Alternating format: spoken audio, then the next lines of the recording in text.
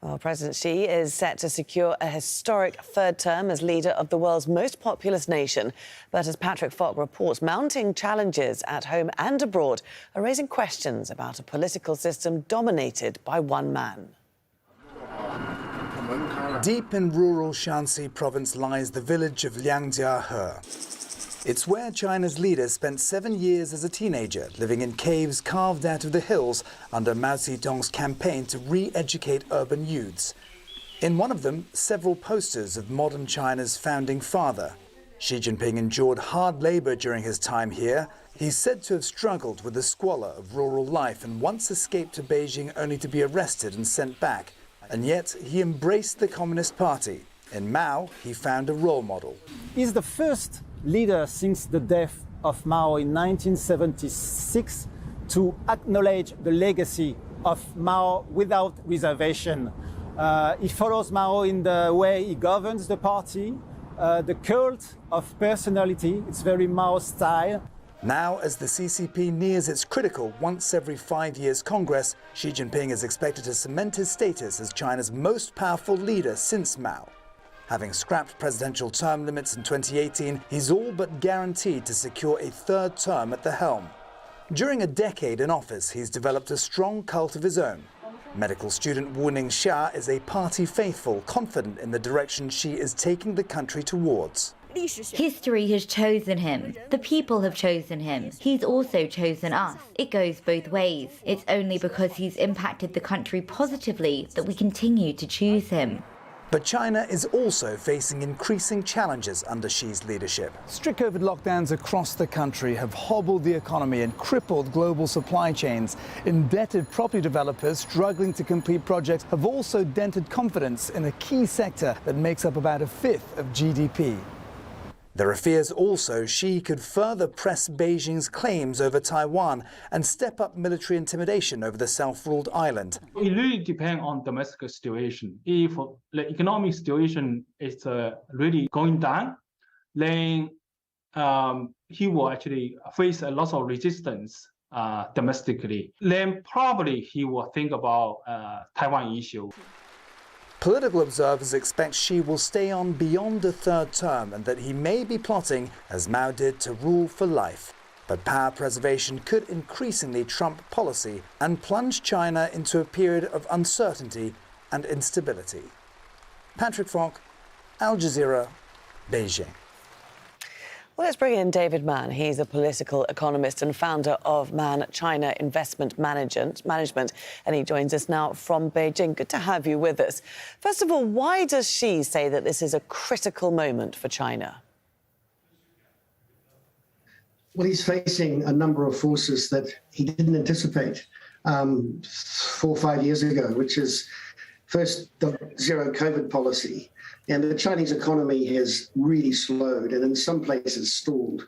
So he's stuck between a problem with releasing zero COVID, and there still remain something like 52 million people over 60 in the countryside unvaccinated, despite the fact that in Chinese cities, the vaccination rate's about 90%. So if he lets it go, hundreds of thousands will die. If he holds on to it, the economy will even lose more momentum and there'll be more businesses going bankrupt. So it's a very difficult situation and no one's really sure what choices he'll make. Well, he has said, hasn't he, that he's going to stay the course with zero COVID. What's been the reaction to that? Many people hoped that he would be announcing today that there'd be a change in policy. I think the fact that he says he will stay the course doesn't mean that the policy won't loosen. And there are a number of things they can do. They can reduce the quarantine days. People can quarantine at home. Just today, one of my colleagues' schools has been closed and some families have been taken to a quarantine facility in the mountains. You know, it's not draconian, but it's extremely disruptive. They perhaps could have quarantined at home.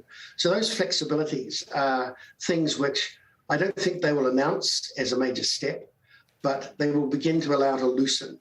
They must, because if we don't do something by March, the economy is in real trouble. We know that Xi is going to be staying in power for at least another 5 years, but what changes in the power structure should we be looking out for over the next 6 days? I don't think we'll see any changes in the power structure. The next 6 days is to confirm what's taken place over the last 18 to 24 months. All the horse trading, haggling, cajoling, and the discussions that have meant as one raft of leaders retire and revolve from one post to another, there's a whole new group of people coming in. The core will be loyal to Xi. Many will be there just on merit and not particularly connected to the centre. And people forget that this is the period of concluding economic reform and renewal every 5 years. So I think it matters more what the next 2 years look like. We'll see whether Xi begins to plan for succession. And I'm not one of these people who believes that he's there for life. I think he's there because the party see it expedient for him to be there. And the fact that he is generally popular, more popular than his last two predecessors. Yeah, I was just going to ask that, how popular he is amongst people and whether people across China are happy to see him taking on this third term. I think many senior officials are not, because it blocks their own advancement. I think intellectuals are not, because in their analysis of China, they perhaps take a more complex view. But I travel all the time around China, rural areas, Shanghai, intermediate cities. And the general view is that the anti-corruption campaign has brought a stability to China that in the modern era it hasn't enjoyed. And by and large, the economy, the disciplines around banking, the general regulations in business have meant a much more stable economy. Now, this has been stretched by zero COVID policies, there's no question. But if in the next few months that can be an alteration of their stringent terms, I think we're still dealing with a party that knows they have someone who is immensely popular, and so he will remain in power. But the party structure won't let him rule for life. He's not bigger than the party. No one is bigger than the party. David Mann, great to speak to you. Thanks for taking the time to join us there from Beijing.